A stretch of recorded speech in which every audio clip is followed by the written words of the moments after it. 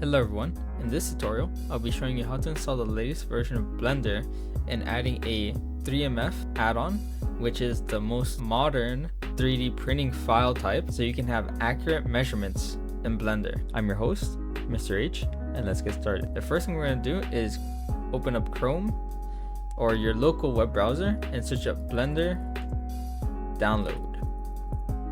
From there, you're just going to go to the Blender site and you're going to download Blender. So mine is the Windows installer. You might see that there's others, but mine specifically is just the Windows installer. Then I'm just going to download Blender and wait for it to load. So Blender is an open source software and it is optional to donate back to the cause. So it's not necessary to pay. You can see as I'm downloading it, I did not have to pay anything. So now we're just going to wait for this to download. Now that Blender installer is done downloading, we can just left click the installer twice and it's going to prepare the Windows installer or the setup wizard. Click next, install, and wait for that to install quickly. Click finish and you'll now have the Blender icon in your desktop. Just left click it twice and there we have it. There's still a little more modifications that we're going to add. For example, if we go to edit preferences and we go to system, we can change the backend from OpenGL to Vulkan, which is a much different GPU backend and it'll help with processing. It's much recent and it just left experimental testing. So we can close this and we can also close Blender.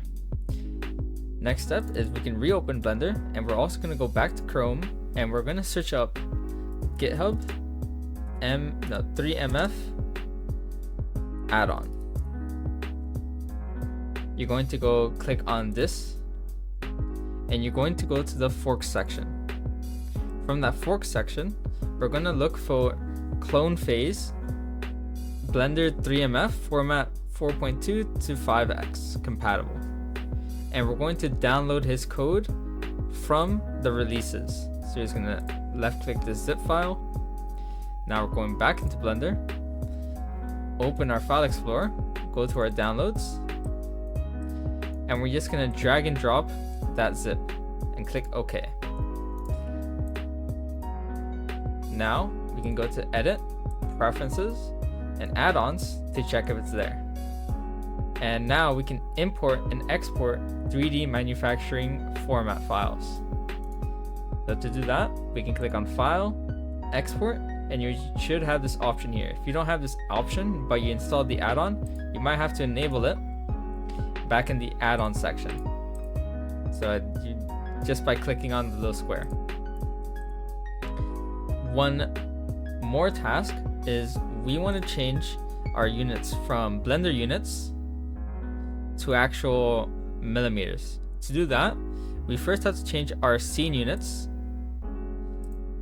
from meters to millimeters and the unit scale from 1.0 to 0.01. And then to get the grid back, we're going to click here and change the scale from 1.0 to 0.01. And now we can go into edit mode by pressing tab and we can check our edge length, 20 millimeters. Another useful step is setting this as your default file. Now whenever you start up Blender again, it should set this up. Now that you've set that up, we can give this a test. So let's export this as 20 by 20 millimeters. And we'll also export another cube beside it to scale as 10 by 10 millimeters. Now let's export both cubes. File, export, 3D manufacturing format, and we'll give this a name here. So we're going to call this test measurements.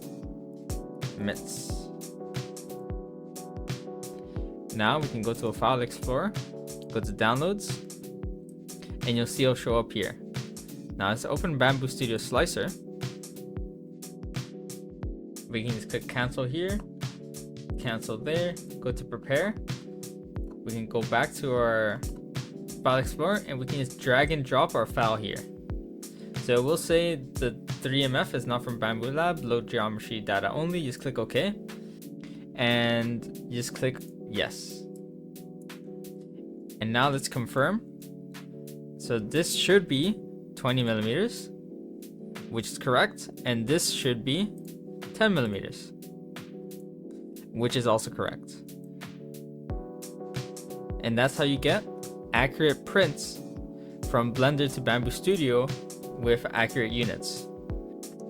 As if before, when you were exporting as an STL, STL is the older version of 3D model formats and didn't provide accurate measurements. And that's why when you exported from Blender to your slicer, it wasn't accurate. And just before you go, I'd just like to kindly ask if you can leave a like, comment, subscribe. It does help out to grow the channel and help more people. I'll see you in the next tutorial. Have a good one.